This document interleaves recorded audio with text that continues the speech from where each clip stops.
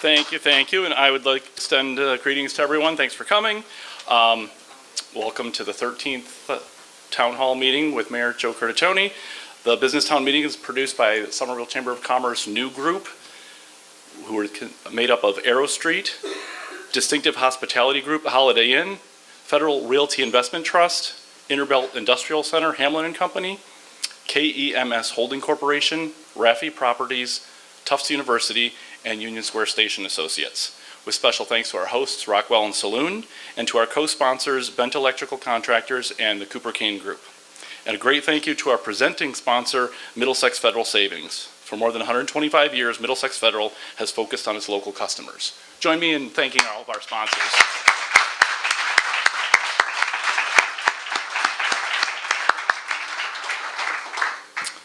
For all who live, work, and play in Somerville, the Chamber of Commerce believes we need a strong commercial tax base and growing job base to support the cornerstones of our urban quality of life: public works, public safety, and public education. The purpose of the Business Town meeting is to put the city's chief executive officer, the mayor, center stage before the community's businesses and employers so that he may present his administration's business and economic development agenda and face the questions directly from each of you. 13 times now we've extended this offer, and 13 times Mayor Joe has accepted to present to us. So please welcome me in joining Mayor Joe Curtatone to the stage.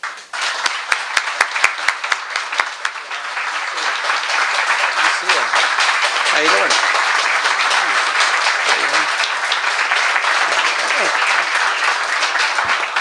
All right, how you doing? Happy spring. Come on, you're here at the 13th time we're doing this, you said, Ron? 13 years. Here now called the Rockwell Theater. I had to double take and say, where was the Rockwell Theater? Because I'm still calling it Jimmy Tingle's place. Some things never change, but I want to thank Rod for the fine introduction, Steve Mackey, the Chamber of Commerce, the Board of Directors, the New Group, all of you have worked collectively with this community to advance a really common cause. And I really was just mentioning this to some acquaintances of mine about, I really had no idea what I was going to say tonight. I have some things I'll talk about, and I thought I'd frame tonight's discussion a little differently.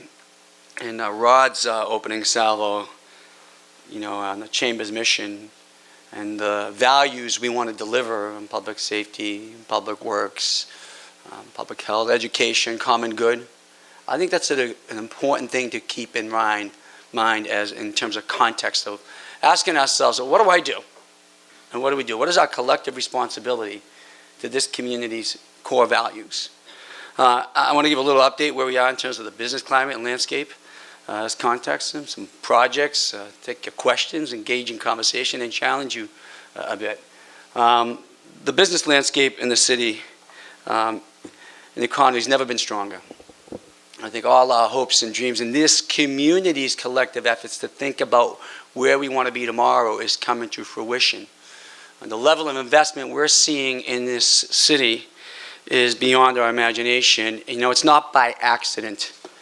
You all, along with the people who live here and raising their families here, the people who represent this community, that advocate, that are active, have set the landscape to make it happen. Since coming out of the Great Recession, well over 6,000 new jobs, one of the lowest unemployment rates in Massachusetts, although that can be deceiving when we think about where our folks employed, but still sub 3% is pretty good for any community. People are unemployed. The question is, are they underemployed? We've seen an incredible amount of new growth in areas and sectors that we work together on, lifestyle and entertainment and culture. As we expanded the access to liquor licenses at really reasonable rates and attacked that false marketplace. We've seen that sector grow and the city reap great revenues from that. Just in the several years from fiscal year 2010, almost an incredible exponential increase in that revenue. And the city's highest bond rating ever continues to rise as we're one step below AAA by all the rating agencies. And that's an important testimony for where the city's going.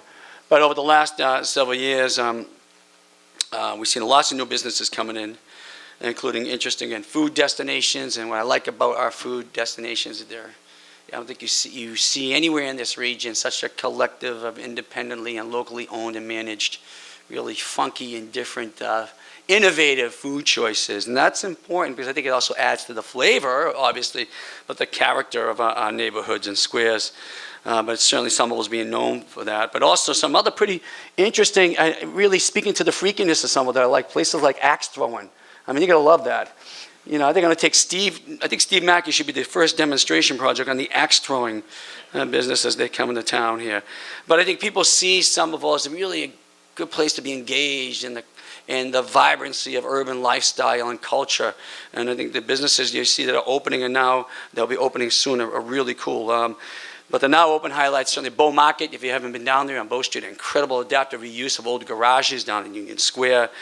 Smart Beer, certainly they'll be expanding in Somerville. Their headquarters are in Assembly. They're in Block 2, which was a spec building, the first ever built this close to downtown Boston, a long time. Right Hand Robotics, which expanded out of the clean tech hub of the world at Greentown Labs into Union Square. But we also have Phillips seeing the value of being in Somerville. They're coming over to Cambridge Commons, and if you don't, which was formerly called North Point. Somerville has 5.3 acres of that land, and Phillips is consolidating regional offices, and almost 50% of that building will be in Somerville. We're excited about that, including other hotels, AC Hotels, and other expanding and new entities coming to Somerville because they see the value of the diversity, culture, the people who live here, the skilled and diverse workforce, our investment in those values. That's why they chose to be here. Not so much because the tax rate was better than most places. They chose to be here because this community settled its value loud and clear for everyone to follow. But we also see what we're excited about is we're cultivating that next great thing. You've heard me say this before. Years ago, we were part of that common adventure of hunting elephants out of Kendall Square. You know, how do we get someone out of there to come here, which was really, I don't even know why we thought that way. It was just never realistic to begin with. What we started to do well over a decade ago is to ask CEOs of those and other companies, hey, how do you make your decisions? What is it about one particular community or place or region versus another that sets the table for that investment and growth?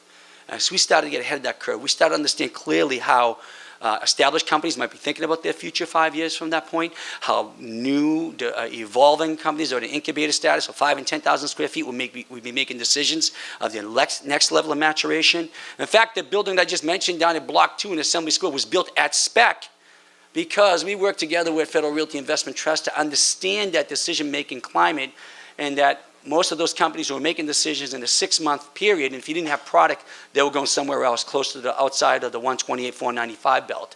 So you're starting to see more and more development teams think about building that spec because such a pent-up demand. Even today in Kendall, there's between 2 and 4 million square feet of pent-up demand, and Somerville is positioning itself strongly in places like Union Square, and certainly Assembly, which is established as the next place, as the next stop, not by accident. Not by accident.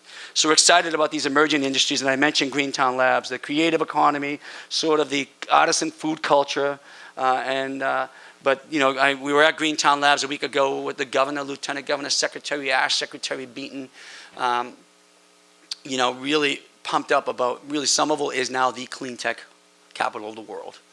And we said, as we think about our future, how do we create that next best thing and then leverage it? The momentum can't stop. We need to think about where those companies mature to, where they go. In fact, Right Hand Robotics came out of Greentown. But we've lost a few along the way because that product, that 25,000 square foot product isn't here yet. It will be. But it's teaching us a lot of lessons, and we're aligned real time measuring this and making sure we keep, not just put a stake in the ground, but we build upon that for the long term. When we have a growing tax base and we have more companies coming to town, I mean, everyone benefits. We're seeing our tax rates actually trend down because the universe and the burden is spread down. And you can see the commercial tax rate. I thought I had a point, though I do slightly, as it starts to trend down.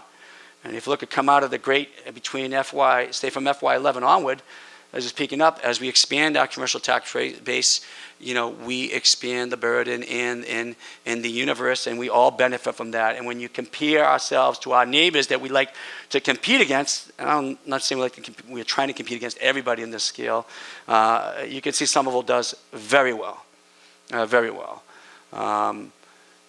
other than some towns that are very residential, heavy on the residential side, almost no commercial tax base. Somerville still has an ultimate goal to shift that paradigm. The tax base ratio in the city is still predominantly on the residential side, where about 77% of our tax base comes from the residential portion, and then the other from the commercial side. Cambridge obviously is almost the converse of that, with the high-tech industries they built out in Kendall and so forth. We're going to get there over time, and that is the goal, because we want to relieve the burden on the residential property tax payer, also create the revenues necessary to invest in the values we believe in. And that's happening. That's happening. At the same time, rates keep us at a very competitive edge, and that's important to keep in mind as we talk about. So we also have some important projects that are off the ground or about to kick off that you all should be excited about. The Green Line extension, this is sort of back to the future, as the Ball Square Bridge will close in 2019. But the Green Line is actually underway again for the final time. The final groundbreaking officially about to happen. It will be fully constructed and operational, and probably by third quarter of 2021, and this is testimony to this community's perseverance and grit and tenacity. How many times have we been to Green Line announcements? How many times have we had to rally up and say that they're sticking it to us again? Even after the recent recalibration back a few years ago, we got it off and running. We got Secretary Fox from the FTA here in Somerville handing us that $1 billion+ saying you're off and running. And then a project which is legally required, which we're not even managing, is mismanaging $1 billion over budget. And there was the threat that would go away again.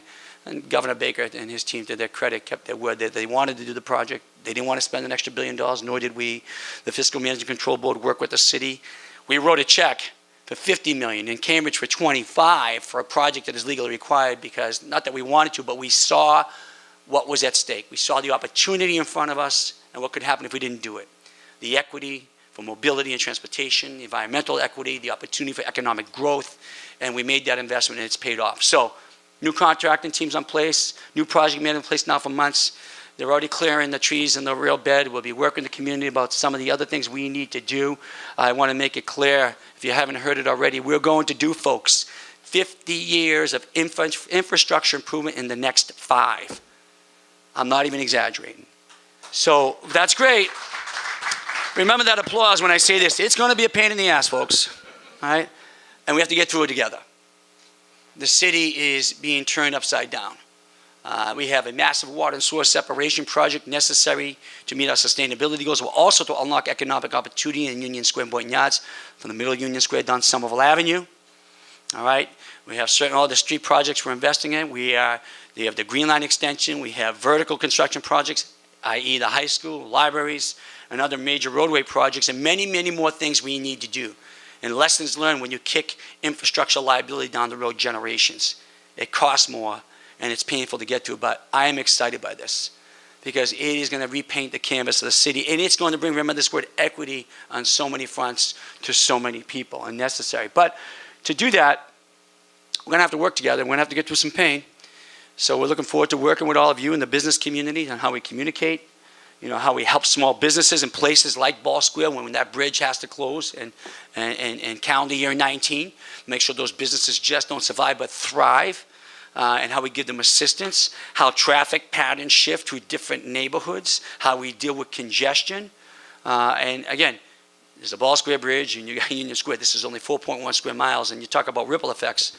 We're going to feel it, but we're going to get through it together. And we're going to communicate, and we're going to collaborate, and we're going to get it done, because this is what we've been fighting for generations, and we owe it to everybody to make sure it happens. We also have exciting development plans underway or evolving. Davis Square, there's a draft plan that's been released and out there for comment, and we're excited about Davis Square. We always said there's still great potential for Davis Square.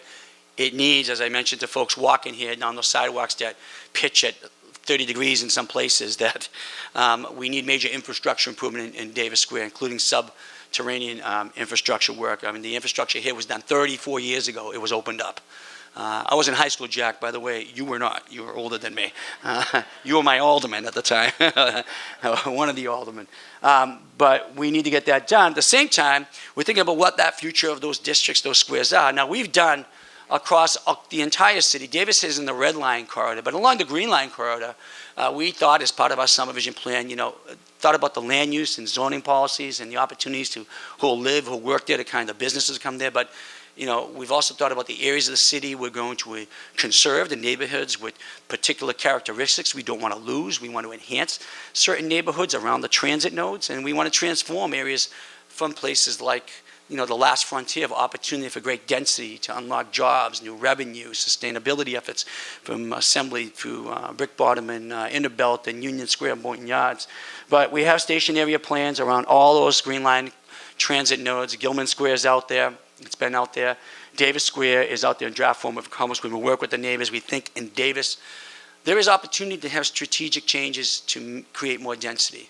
What Davis is missing, which we've learned lessons from, is that daytime upper story tendency. Daytime upper story tendency to support the local businesses here.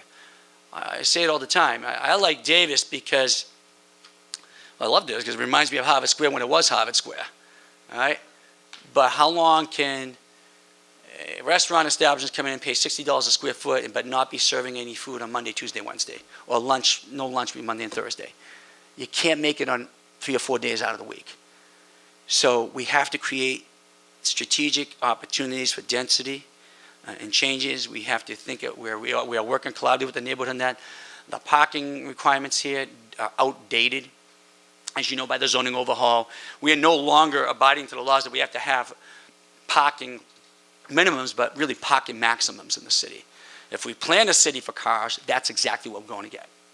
So we need to think smart about this. Where's our greatest value? And we know the greater opportunity to enhance our bike and ped capacity, the greater opportunity there is for economic growth in those neighborhood businesses. So commenting that, we've been working collaboratively with the chamber, we've been on the same page in that, working for. But hey, there's also another important projects that aren't construction projects that the chamber has been a great partner on, and that's our summer jobs program.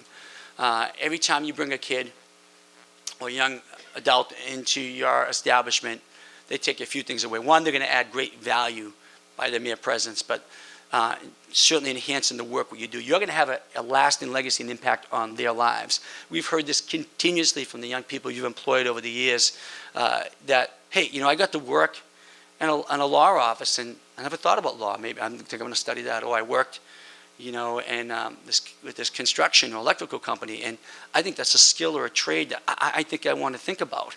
So this is an opportunity where that mentoring, that engagement is going to have a profound impact on people as we think about it, helping people and think about how they enhance their ability to stay and to pay to be part of this community in the long run.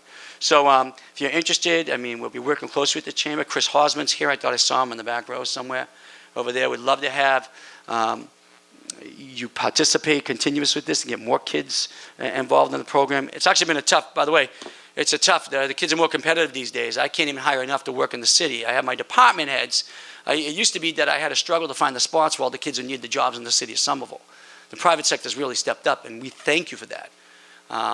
Because people are choosing to work in the private sector versus the city. My department heads are complaining, saying, I need those young people helping me in the summer. I'm counting on them. So just a testimony to the value and opportunity they bring to all of us. So I think, sorry guys, I'm really messing this up. So as we think about, and I put out for you, what do you think I do as a mayor?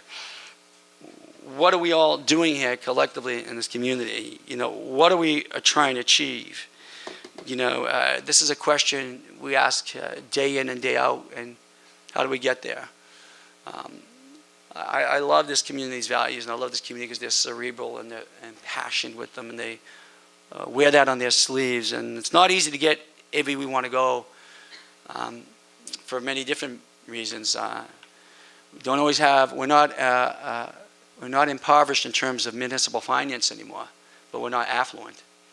We don't have all the money we need to do. We got enough to certainly get there, and over time we will certainly have everything we need. But the needs and the demands and the values are right here, right now. And even today, as I had a budget meeting, there were about 10 other things I really wanted to do, and I couldn't get them done. How do we get where we want to do, where we want to get to, unlimited resources, and how do we think about the values we want to achieve? It's not just about building roads or housing or just planting trees. It's all important. It's about building and sustaining, really building and sustaining a community where people want to live, where families can take root and and business can thrive, to be part of that ecosystem. And we can't do it on our own. And we all have a collective role to play. Whether you're in business, whether you live here as an individual, whether you're in a nonprofit community. And I'll tell you, sometimes the issue is not even resources. The issue is just so complex. But what really keeps us aligned is there is one oriented value, and we are led by it, compassed by it every day, and that's to make Somerville a truly exceptional place to live, to work, to play, to raise a family for anyone, no matter what your economic status is, no matter what your immigration status is, no matter who you are a stakeholder in this community. And if we can't give people, and this is important, if we can't give people an authentic and true opportunity to achieve that value, we're going to just lose our soul along the way. And we're doing all this cool infrastructure and building work, all the other things we fought for nothing. We did it to serve the people of this city who want to be here. Now, whether they choose to be here or not, it's their choice, but we have to give them a real choice and opportunity to be here, to find that job, to rent or buy a home, to start a business, to just raise their family here, or go to an incredibly solid school system that gives every child an opportunity to succeed and to achieve. This is what guides us. This is part of our DNA. We set out in SummerVision, which is our comprehensive plan, not just that we're going to build, but who we want to be in the future. Some pretty lofty goals aligned with that orient and value. You know, we wanted to create a new job culture here, net new 30,000 jobs in the city. As I mentioned earlier, our unemployment rate, I'll tell you, it's below 3%. When the Great Recession was here, it was as low as 3.7, as high as 4.1. Remember the talk at the time when Obama was running for election, will a president get reelected if we hit 8%? It was just sub 8, and we were half that. Problem is 85% of the people who had a job were leaving the city every day. They're on Broadway, they're on Somerville Avenue, they're moving out somewhere else, and that's still the case, which is one of the reasons this city led with its values. If we want to really give people that true opportunity, then they have to have a chance to work here if they want to be here. And that next great thing has to be here, whether it's a full-time job, or maybe I've told people, sometimes, not everyone wants to be a scientist. Sometimes it's that good part-time job that supplements the job I love very much. Or, look, I'm a full-time parent. Or I'm someone aging in place. I don't want to work 40 hours a week, but I want something that I find I have dignity working and doing that adds to my quality of life and allows me to be here. Or it's to bring equity in terms of our ability to get out and play hard and move more and be healthy and happy and more productive. That's why the city said, community said a gold bowl, 125 acres of net new open space in the most densely populated city in New England. And that we put a bold stake in terms of new housing. We saw the housing crisis evolving well before what's hit us in the face today. And back several years ago when we adopted our comprehensive plan, we said we need at least 6,000 new units of housing, of which a significant portion will be permanently affordable. Today, I'm telling you, that should be pushed up probably to 9 in a region that needs 435,000 new units of housing by 2040, lest we allow poverty to be more concentrated and more remote, and we lose the skilled and diverse workforce and the people that make this city so unique. And we thought about transportation and mobility equity, bringing the Green Line into Somerville. Bringing the Green Line into Somerville, a city that has, net 200, plus 200,000 vehicle trips per day in our city, where, we have high rates of particulates in the air, high rates of heart disease, premature death, respiratory illnesses, and that's about health and transportation equity, where we have several environmental justice zones. But we also said that new future of mobility, we need to be ahead of it, and that all new vehicle trips should be, at least 50%, should shift to biking, walking, public transportation, and we need to put investments there, and we've invested millions. And that investment, folks, just doesn't help those in community values, which is primarily what we're trying to do. It's helped our economy. It has helped our economy. I want you to, if you get a chance, correlate, and we usually have a graph I should put up today, our investments over time in the last 15 years into that infrastructure and how small businesses have been impacted. We're all doing well. We're all doing well. That's why, because things are intertwined very tightly around the issue of equity. And also, we laid out the fact, and we stated loud and clear, sometimes I hear different from some of you, this is a pro-development community. This is a pro-development community. People want development. They want it to be done right. They want it to be done smart. They want to leverage the tenets of smart growth and transit-oriented development, and they want us to be collectively engaged and invested in our community goals. That's important. In a time in this country where there is a battle for social equity and social progress, where wealth and corporate revenues are at an all-time high, and the disparity between wealth and the impoverished is widening, where the middle class is all but faded away, where wages have been suppressed, here's a city, here's a community that said, we want that investment. We want that presence. The presence that buys into who we are and reinvests back in us, into our community. And that's important. So there's nothing about any one of these issues really that's so very linear. Much of it is very complex. You know, as policymakers, how we approach an issue now in the community is we understand that what we decide or leave undecided impacts some system around public health, public education, the economy, infrastructure. Those systems collide to create some consequence. So I'll give you an example of what I'm talking about. And this is where we learned our lessons.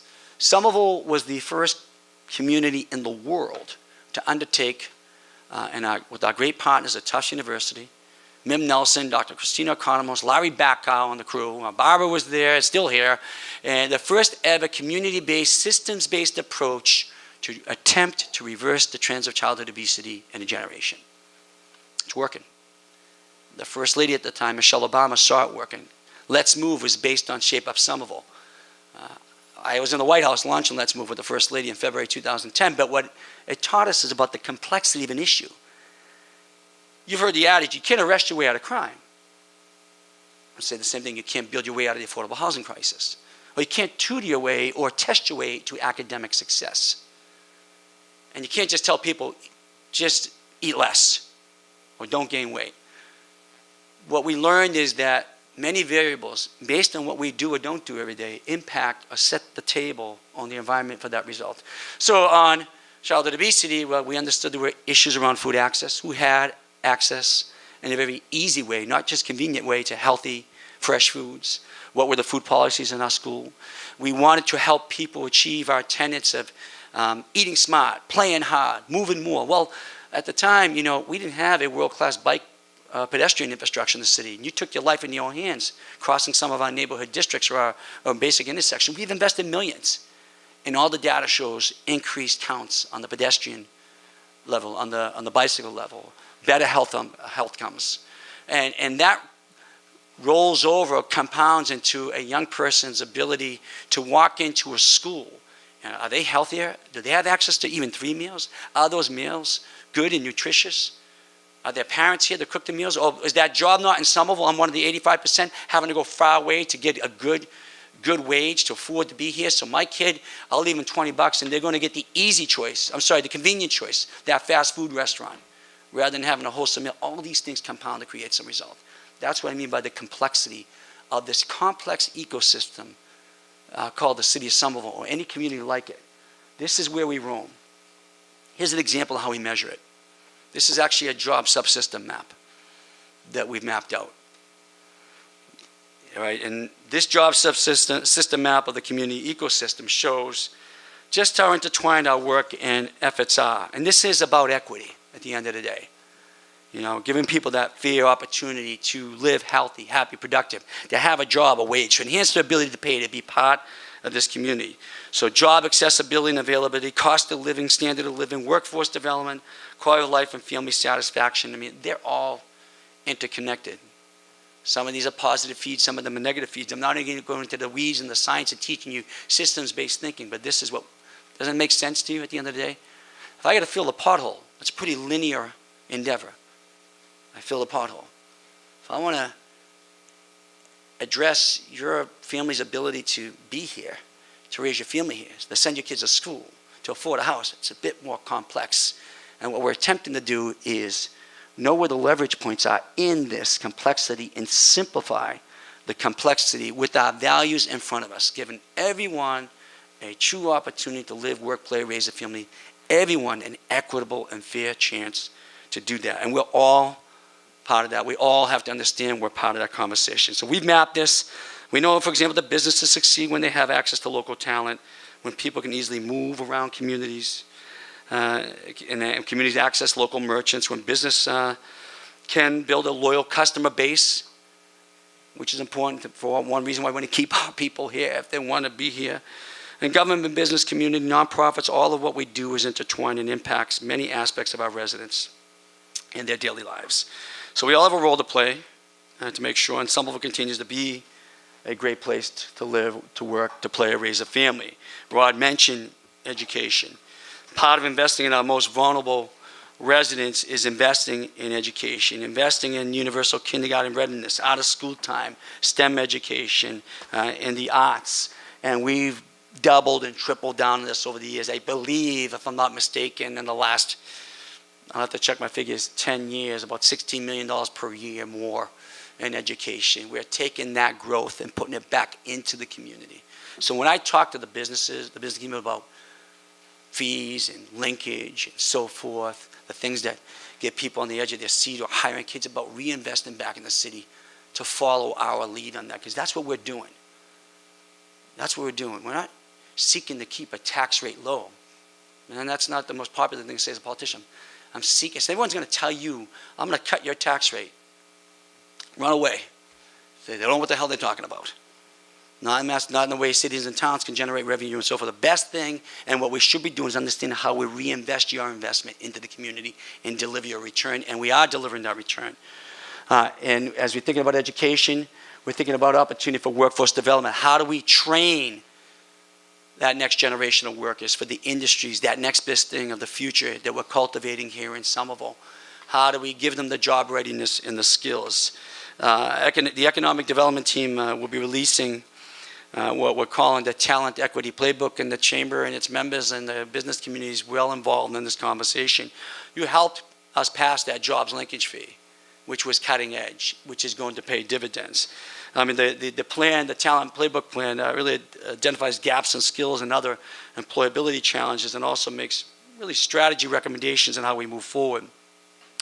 You know, one of those gaps, for example, as I mentioned, is that currently only about 4,300 of the Somerville workforce is working at a job in Somerville. Meanwhile, almost 45,000 workers commute outside the city for work. You don't have to be an analyst.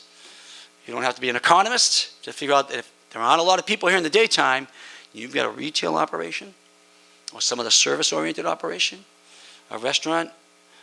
I mean, there's only so many people to hunt down to come down and buy your product, to frequent your stores. We need that daytime tenancy in places like Davis, that upper story tenancy. We've learned this and proven it in Assembly. We're planning it's going to happen in Union and other districts. And if we're smart about it, we'll do it across the city. But we create those jobs here. And if we can create an opportunity for someone to live here and work here, well, maybe I would venture to say you really don't need a car in Somerville today, certainly when the Green Line comes, unless you're like me and you have 4 boys who want to play every sport known to mankind, and and hockey especially. You need at least one, and I'm trying to get my wife to help convince her to get rid of the second one. But if we can bring that transportation equity and that job closer to home, as a good paying job, think about how you enhance one's ability to pay and rent or buy a home here. We'll be here for the long term. The linkage payment, the jobs linkage payment we mentioned about will help us in considerable efforts they're going to need about funding that plan around workforce development. And the job linkage is really set to begin next year, and we'll have a specific funding source dedicated to workforce development. So we'll be setting up a job creation and linkage of Board of Trustees this summer. We'll start taking Board of Trustees membership applications at the end of the month, coinciding with the release of the Workforce Development Plan, which is the first of its kind anywhere in the country for a community of size and scope of Somerville. It's not like some giant region. This is a city of 80,000 plus people doing this, thinking really at the forefront of the chamber, working together with us. We saw that community value in that. We saw the important community need in that. And when we're getting it done. Again, we can't do this alone. You know your industry is the best, and you know what you're looking for in terms of future employers and future employers, and what works and what doesn't. So we're going to need to hear from all of you. And we need you to work alongside with us on these efforts. Much like you've been on either in collaboration, bringing your objections, your commentary, your support around the housing issue. And I know, look, I know for many of you, this is a sore spot. But you can sit in my office for a week and see how many families witness with me, knock on my door, or come to my house because it's happened there, or walk with me along the street and say, I can't tell you how much I want to be here, and I can't be here anymore. And that not even matters. It not even matters. I so much want to be in the city. I got to leave. I'm not even moving one town over. This crisis is a regional crisis. But I hear sometimes, often from some of your membership, that it's a regional state responsibility. It is not. It is theirs as much as it is mine, as much as it is yours. All right? Everyone owns this, and we got to figure it out. We have to figure it out because we can't turn our backs to those who are part and want to be part of this city. We can't turn our back on those who sacrifice hard along and plan for this city's future and want to have a stake in it. It's the hardest conversations I have today. I can't do anything for you, ma'am. I'm sorry. I get on the phone, call anyone for an apartment. There's not an apartment from rent. And we know what's out there. You've heard it. You've seen it. You've experienced it. Educating and training that workforce of the future is only part of the solution to addressing inequity. We have to address the affordability crisis, and we have to be bold. We have to be bold, and one of the biggest factors of affordability is the housing piece. Not just building the housing in the future, which we're doing an adequate job at, but the preservation of housing on our streets, and that's going away. Twos and threes, or twos are one of the predominant characteristics of our housing stock. Condos have taken it over. And condos, I'm not objecting to condos. That actually gives today one of the few opportunities for people to actually have home ownership. We also need a good rental market, folks. When I talk to the bond rating agencies, I mean, you guys are business people. You don't put all eggs in one basket when we invest. Where we count our revenue from. Well, the bond rating agencies want to know about our housing stock. Is it diversified? We don't want to be predominant in any one area. And we've always been a community that's had a very robust rental market. Well, some of the areas are robust. The prices are just, I guess, a little too robust. And really, it's about something that I was talking about, I heard at the Harvard School of Graduate Education, where Somerville is one of 6 communities nationally, currently, along with Oakland and Louisville, Kentucky, and Providence, and a couple others, about how we're reinventing education, and we're taking a systems-based approach in how we educate the whole child and understanding that what happens to that child from the time they're born, even before they start preschool, at their home, in their neighborhoods, in the community, how that sets the table for whether they will achieve or have the opportunity to absorb and learn and achieve and succeed. We're at the cutting edge of this. And the curb cut effect, in its essence, asserts that an investment in one group can cascade out and up and be a substantial investment in the broader well-being of a community. One whose policies and practices create an equitable economy, a healthier community of opportunity, and a just society. I think we've learned over and over again, and yet we see the ignorance and arrogance play out in Washington today, that the trickle-down economic theory doesn't work. It's never worked. There's always a widening gap and people are left behind. Everyone benefits in a society experiencing the curb cut effect.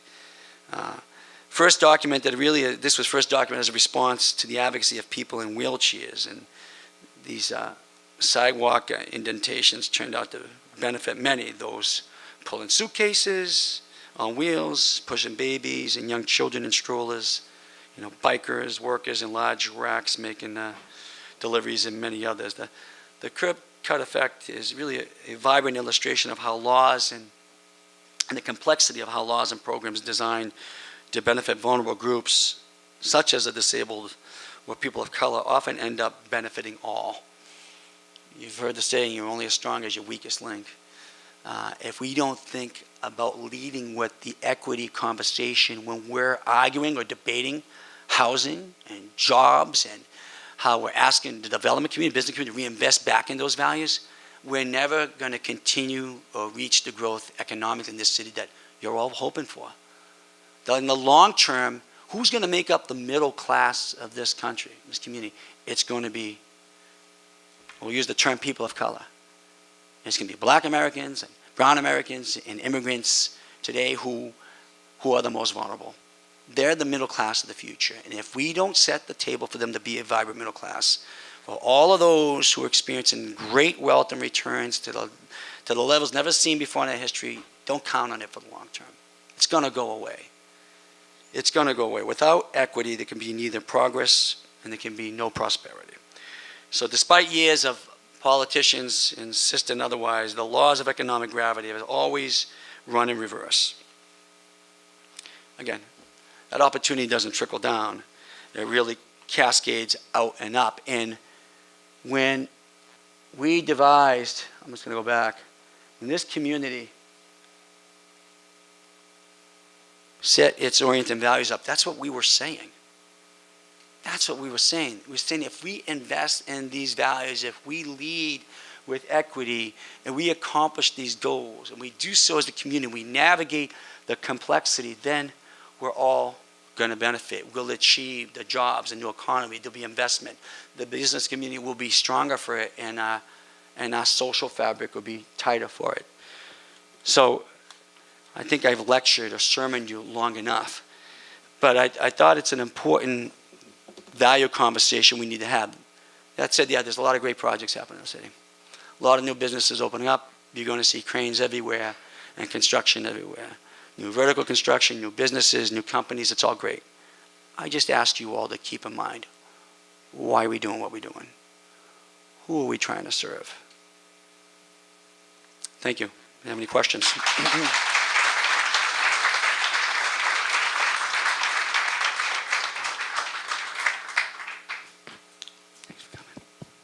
Can I start it off over here, Joe? Where are you? More in the corner. Oh, how you doing? Good, how are you? So we have a small business owner, Vernicia, and she has two questions actually, and I think you touched on the first one. How does Somerville's taxes and finances compare to other towns in eastern Massachusetts? Can you just name maybe Medford or something? And the only town whose money I want for 1 year is Cambridge. Other than that, we're doing okay. Okay. And the second question is, when the city does master planning, how many years into the future are planned for? Thank you. So I want to distinguish comprehensive plan from a, say, district master plan like Assembly or Union Square. So the comprehensive plan is looking at the time, 2000, so about almost 20 years out. Boston just undertook something like we did called, they started, I think it was entitled Envision Boston 2030. It's since changed. So we want to think long term with the understanding we act today with an eye on tomorrow for all those values, but usually 20 plus years out. We're not being rigid with that. In terms of master planning, in terms of development areas like an Assembly and Union Square, I mean, we typically are probably around the same, and because I'm sure there's development teams here, any development team coming into a city thinks about, the long-term every day, major urban transformation projects usually take 20 plus years overall to build out and absorb in the overall absorption. Think of where we are in an Assembly. You're only seeing half the district that's master planned. Probably a little more than half now that the team with Crescent and others has bought the old 5 Middlesex Ave site in that 9 to 10 acres. And still, I would tell you, there's probably 30 plus years of construction and development yet to happen there. We haven't master planned the rest of it. And that depends also, you have the old mall and the marketplaces that has long-term leases still, and that'll transform probably 15 to 20 years out. But in places like Union, you're probably around the same time period, although things might move at a different pace because we've gained control of a lot of parcels with our urban renewal and transformation plan. So I think it's a combination of, we're certainly north of 15 years typically. It takes that long sometimes to assemble the parcels. Places like Somerville and the inner core where you have a lot of parcelization, different ownership. How do you assemble it? And it's typically a major infrastructure question. Bringing the Green Line, water and sewer separation project. Remediation, we have dirt here and it's all dirty dirt. It depends on how dirty is that dirty dirt. And then bringing in the development partner to kick it off. And you have to set the marketplace too. in Assembly, you know, I remind the other people in the community, the best development partner we've had ever has been Federal Realty. They stuck with us during the Great Recession. They could have walked away or held off. They weren't going to walk away. They said, you know, we're going to wait 10 years or 5, 10, wait it out. They kept pushing ahead. And we worked together when other projects like that sat on the table. Some went away. And that was a scary time, 2008, 2010. I remember having that conversation. And there we, you know, in Assembly, until partners came, we would tell people it's a great office site, it's a great R&D site. They said, no, it's not. No, it's not. We said it isn't until it is. Well, now it is. So able to get that partner. So there are different variables that set that timetable. And even when we set a time, about 15, 20 years, as you all know, being business, the market's going to fluctuate based on demand. And, you know, all of a sudden, we have a presence by someone like Partners, and it's more popular, and there's more interest in doing other office and R&D and so forth, or the dynamics around Union change it. But it's always in the long term. So I know I went on a little bit long about that. I hope it answered the question. Thank you. Mr. Mayor, we have another one from an audience member that they took time to write down. And the question is, with all the many improvements we've seen and are happening in the city, the new high school, bike lanes, pedestrian mall, how do all these quality of life improvements contribute towards your goal and our goal of having Somerville move to be a more affordable city so families can stay here? Sure. Thank you for the question. I've heard, you know, sometimes I hear, oh, we know where there's new transit, you get a lot of gentrification. Well, I guess true, but let's not forget why the Green Line extensions come to Somerville. As a result of Big Dig, we had exacerbated levels of particulates in the air. We had health consequences studied, heart disease, premature death, respiratory illness, and I am in that category, having grown up next to Monsignor McGrath O'Brien Highway. We have environmental justice communities along Mystic Ave, the housing projects, and others. It was a health and environmental effort that brought it.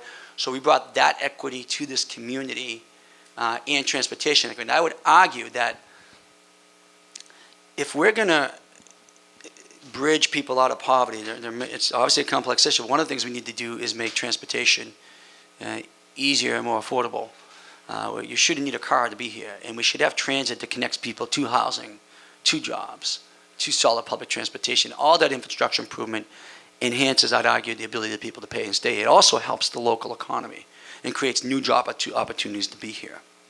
So the affordability crisis is also, as you can imagine, complex. We need housing stock to be built, but there's a whole, this region needs not only a robust housing plan, it needs an integrated mobility and workforce development job training plan to go along with it. We don't have it as a region. We don't think that broadly as a region, although myself and Mayor Walsh are leading a coalition of the Metropolitan Mayors Coalition, which is the 15 cities in the inner core, for the first time ever, we're going to outline regional housing production goals for the entire Metro Boston region. But we're still very caught up in a very parochial and provincial mold. I got to get it in Somerville, I got to get it in Boston, because if I don't, it doesn't benefit me. And so that's one of the reasons we're not prepared in this region for the major gentrification wave that's coming here.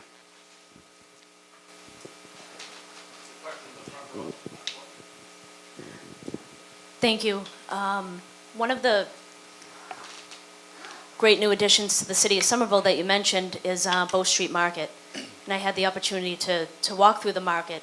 And one of the best aspects of it, it has very small retail spaces that are affordable for up-and-coming, growing businesses. I actually joked with them and told them that they were kind of like the retail Greentown Labs. That's pretty accurate. Absolutely. These smaller storefronts where these up-and-coming businesses can start and then move on to something a little bit bigger. With other development happening, Union Square, along Broadway, Assembly Row, everywhere else, are developers being encouraged to kind of set up storefronts in this way? And is our zoning going to be able to kind of keep up with that and encourage that and make that happen, of course, safely? The zoning, thank you for the question, Courtney. The zoning, yes. We think, one of the aspects of the zoning is the fabrication district designation. I think this aligns well to your first point. It's kind of like the Greentown Labs for this sort of retail entrepreneurship and innovation. And we've seen this even along cuisine as well in the city. When you create what we call that bump factor, and when we recruited Greentown to come here. We saw them, and much like when we were out talking to those CEOs in Kendall, asking them how they were making the decision, one of the questions we asked them, hey, what are you doing here? And why? What in this environment, enables collaborative creativity for ideas to flourish? We see that even in education. But yeah, we are looking at those opportunities across the city. Where someone shouldn't have to, if they have a business concept, go out to have to acquire an asset, invest a lot of money. If we can help them cultivate it in that environment, we've seen time and time and again from the companies like the Right Hand Robotics that came out of Green Line to the companies that will be coming out of Bow Street. And we have a presence there. We're helping out with Nibble, as you know, in the city. That is a fascinating and adaptive reuse project. And I really want to thank the developers of the team. But I want to thank George Proakis and our planning staff. I can't tell you how many times people came in and wanted to do pretty easy. We want to do housing there. I know we need housing, but housing's pretty good. We can do something really unique there. And those are lessons learned by this community in sort of the innovation community. Innovation just is not solely exclusive or to the technology or life sciences community. It's across many fronts. So yeah, we're looking at those lessons to understand how we can build that local small business space coming out of places like Bow Street. And if you haven't been to Bow Street Market, got to check it out. I think you're also going to see a little bit of that in the post office with Don Larsden. Entities like that. What I love about that project is we were all guilty of this, and myself included. About everything needs to transform to mixed use. Retail on the bottom, housing on the top. Retail on the housing. Well, what's happening. It happens when you do that. You kind of lose your urban edge. Something's kind of funky and freaky about Somerville. Well, that's really speaks a lot to the diversity of talent and culture in our city. Fascinating place. Yeah. So I have a question. Oh, I'm sorry. Along the line, so my husband and I is here. Our nephew is a CEO of Imperfect Produce. I don't know if you've heard of it. Imperfect Produce has these warehouses in California, in Chicago, in Philadelphia, and he's interested in bringing his business to Somerville. He's actually visiting us in January. So Imperfect Produce is a warehouse where they get produce donated from local farmers as well as supermarkets. It's called Ugly. And so what I think the opportunity for Somerville is not only to have a business such as that, also the produce can be delivered to families at discounted prices. Yeah. It can bring jobs. We live near Broadway, that's Star Supermarket. That would be a perfect location to turn that into a warehouse. Thinking about innovation, thinking about being hip. Somerville this is an amazing opportunity for job creation and being innovative and bringing this Imperfect Produce business. So if you would like to, I can introduce you to my nephew. Sure. Well, we always like the fact that I'd introduce him to Tom Galligani, and I'd love to meet him also. And you should have Tom say hi to you, like to get his name. And it sounds like a fascinating concept, an innovative concept that also really invests in some social value for the city and the community as well.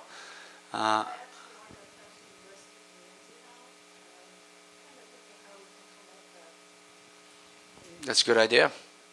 Thank you. And make sure Tom will get that name. Thank you, Mary Jo. And thank you. Is this thing on? It is now. I don't know that. Wow, that's hard. Do you want my mic? Try that one. This one? Thank you. Here, keep them separate. I'm actually going to change up my question in response to that one. I thought that was an interesting question. And I had a very specific question now. That Star Market was mentioned. And in connection with Shape Up Somerville, we know that one of the important initiatives was that badass mobile market that was traveling around Winter Hill. It may still travel, which is all about food access. Yep. Now, what specific steps, but that program had some funding challenges, which I was privy to because we had to help them raise a lot of money a couple of years back, and I think they might still be funding challenged. That's through Groundwork Somerville is organizing, is related. Yeah. Right. Now, what are we doing specifically to take steps to increase food access vis-a-vis programs like that mobile market and also that Star Market site. I know that was a challenge a couple years back. I wonder what's happening right now. So let me just let me separate the two. The Star Market site has been in litigation for years. I will say it is under agreement with the development team. We'll see if it closes as they're in due diligence, and they're working with the neighborhood to also make sure that their goals are aligned with the Winter Hill neighborhood plan. Now, I don't expect Star Market, that building, to be as it is. That'll be gone at some point. The one thing we need, though, is a food source in that neighborhood, because Somerville doesn't have, say, food deserts where people are separated by miles and miles of distance to get to that affordable food source like a supermarket. But if you live in Mystic, try crossing a 6-lane secondary arterial on McGrath Highway, pushing your 2 little kids in a carriage. So we have man-made infrastructure-driven food deserts. The mobile market's something we established, and it's sustainable right now. We're moving forward, stable, but we want to increase it. It's been wildly popular, again, because we want to, when we go to the Winter Farmers Market, which is fantastic, I go in, everybody looks like you and I. The immigrant community, people are working 2 or 3 jobs, they can't make it that market. So we developed the food market, the mobile market piece, where also there's some interesting choices that are very culturally based. And it's been a wild success, and we want to continue to do that. But you've touched on a certain point. At that area, Star Market, it's very, very important, and we will make sure that there is a food access to affordable, wholesome, and fresh foods there. That's critical. Now, the development team, they're out there meeting with the neighborhood. It is DLJ who has it under agreement. They're doing major work in Boynton Yards. They're breaking ground on the first life sciences building there. If they close, we'll see. But they've been meeting with the neighborhoods now, and we'll see what happens with that plan. But food access will be part of it as well. Thank you for the question. But I'll tell you, in terms of what we study, in terms of other programs, this isn't everything we do. All the tenants of Shape Up Somerville still very much in effect. And what we are doing with the By All Means conference as part of those 1 of 6 communities across the U.S. and thinking about, we address issues of the whole child. Food access is part of it. Integrated health services is part of it. So we look at a child's data, who is this, I'll simplify, who is this child? How are they performing? Where do they live? Are they eating 3 meals? Where's their food access? How do they interact with anybody in them or their family, with the public, with the police department or other agencies? So these are questions, and that's one of the systems pieces we continuously monitor and measure and look to enhance as part of that effort as well. So I hope, did I answer your question? Thank you. Okay. If I have a beer at your place by 10 o'clock tonight, I'd probably say it's perfect. Hey, Abby Taylor, Brooklyn Boulders. I'm here with my crew. The Boulder crew, yep. Yes, as you know. Big fan. Yes, we know. As you know, our building was just purchased. The whole Ames Business Park was purchased. And you spoke a lot about jobs and job creation and bringing businesses into Somerville. And my question is, I think that's very important. What is the city doing to support businesses that are already existing in the city? And what are some of the ways that our business can collaborate with the city to provide more jobs? Right now we have 70 people working for us, and that's really awesome, but we would love to be able to provide more jobs, but we have a budget for our payroll. So it would be awesome to be able to collaborate in some way and in other ways. So can you give us a couple of examples of how the city is going to help support businesses that exist currently? Interesting. We were just talking about, we'll call you a small business, or sort of, but just because we have in between categories, Tom and Mike Glavin, the executive director of strategic planning, community development, I and the team were talking about, the next sort of evolution of how we support small businesses beyond what has been typically and traditionally done. We've done things in the past like advising on retail best practice. We've certainly done it on storefront improvements. I think some of those things have been really good. Also static, given how today's small businesses make decisions and operate. And one of the most important things we do is be good listeners and engage with you all to understand more and then understand the resources we need to bring to bear. I'd invite you to talk to Tom because we are going to make an investment in this area too to really try to craft out an approach to small or intermediate-sized businesses. I mean, I go to Brooklyn Boulders and what I see I love, but if I sat with you, I'd ask you the same questions I asked Greentown Labs. Remind me what you're doing here. I mean, I think I asked your CEO that when he came to see me, you want to do what? And it's been unbelievable. But really learn more. I mean, what I love, what I've come to learn and love about Brooklyn Boulders is that we use the word ecosystem, that particular ecosystem around the Ames community. That's collaborative creativity at its best, where you have, you have Peter Unger and what he's doing at the serving counter, and Greentown Labs, and Artisans, and Brooklyn Boulders. That is, Colin Yip, who's the new owner of that complex, and some of his teams here, and I told them, I says, to be honest with you, I was pretty nervous when I heard someone pay that price tag for it, and I could see them coming through my door saying, we want to build all this stuff, and I said, I hope they're going to get, and we were ready to say that environment is what we plan to have there for the long, long term. But I was impressed by him, because what right away he mentioned was the particular value of the character and what was going on there in Somerville. So at least at the onset, I'm pretty excited about working with him, and we should be as a community. I don't know if you've met him at all, and he's certainly saying all the right things, and I was really impressed with him as an individual. So I got to be honest here, I think we need to learn more we certainly need to learn a lot around the green towns and others and Artisans, what their demands are and needs of the future. Places like Brooklyn Boulders, what's the future look like for you all? Is it what you're doing there? Is it bigger? Is it something that derives off? How does that fit into other parts of the city? We have been talking about, and we just don't have all the answers yet. What does it mean to assist small businesses in the future, above and beyond the typical assistance and loans that I think have been from a generation past, right? We're going to try this mic again. We have a couple people here who waited. Thank you. Thank you, Mayor. Jessica Eschleman, Union Square Main Streets. As I believe you know, and several in the room, our mission at Union Square Main Streets is economic development, but a focus on preserving the character of our neighborhoods. So my question relates to keeping the businesses that we love in Union Square. Just today, I was talking with a business owner who shared that her rent has tripled since the time she's gotten into her storefront. Hers is a business that relates to the creative enterprises, we'll say. And we all know stories of the fringe co-working community who is really behind so many creative businesses that have launched and are still doing well, but unfortunately closed. So I'm very eager for your thoughts and ideas about how we can incentivize property owners in particular to keep those rents accessible so that we can keep the spirit and the soul of the Union Square Center that we love so much. Thank you. And we agree.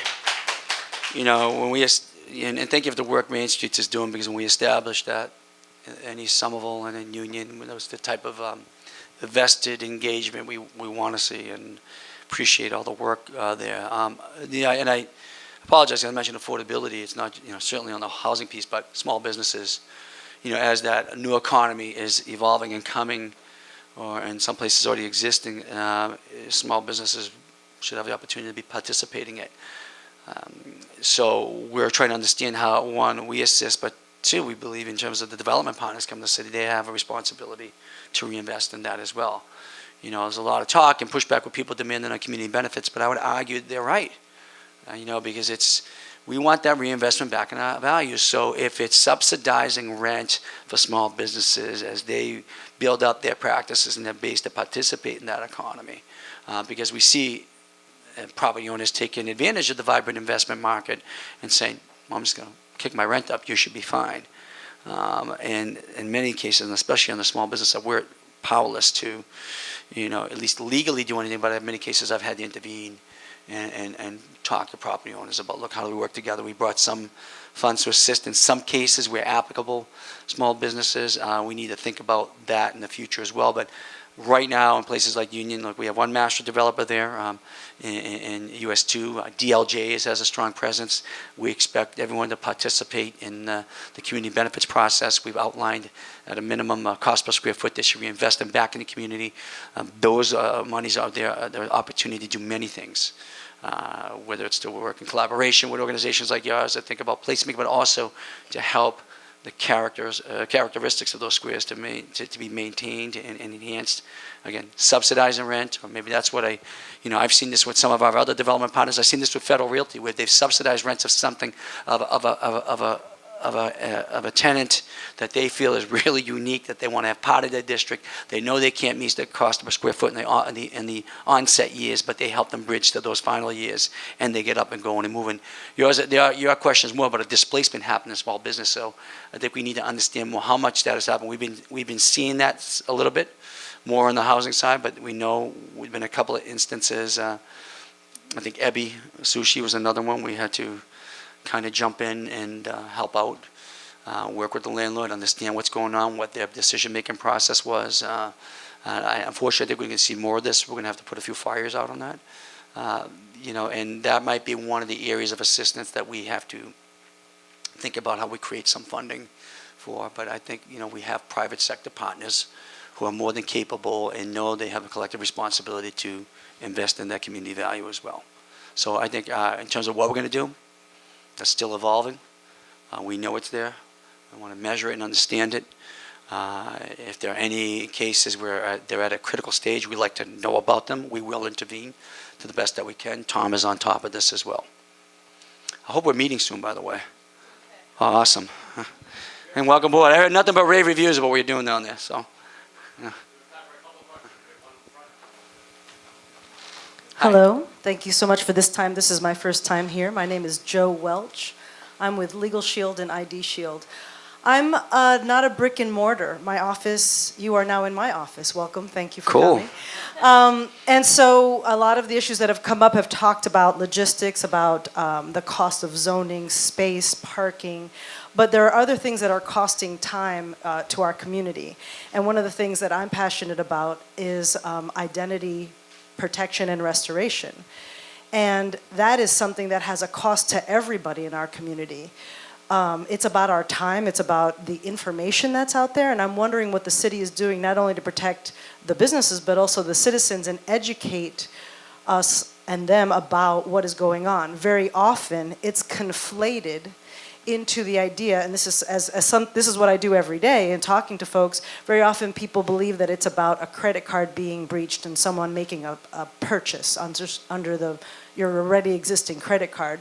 But as I'm sure you know, the actual ramifications of identity theft is untrackable and untraceable. And the cost that it has to families, when we're looking at our minority families, we're looking at our socioeconomically challenged families, to try to undo that kind of criminal action on them, as well as businesses. People don't have that kind of time. If your time is worth $5 an hour, $10 an hour, $100 an hour, and it takes you 15, 20 hours to reinvent the wheel every time someone opens up a medical record or driver's license, does the city have any programs? What kind of education is going on? Should I also meet with Tom? Well, thank you, and welcome, and thank you for operating your business out of Somerville. Admittedly, first, you should always meet with Tom if you're a business, and at least understand a name with a face and what we're doing or trying to do, because we spend that time learning from every single one of you.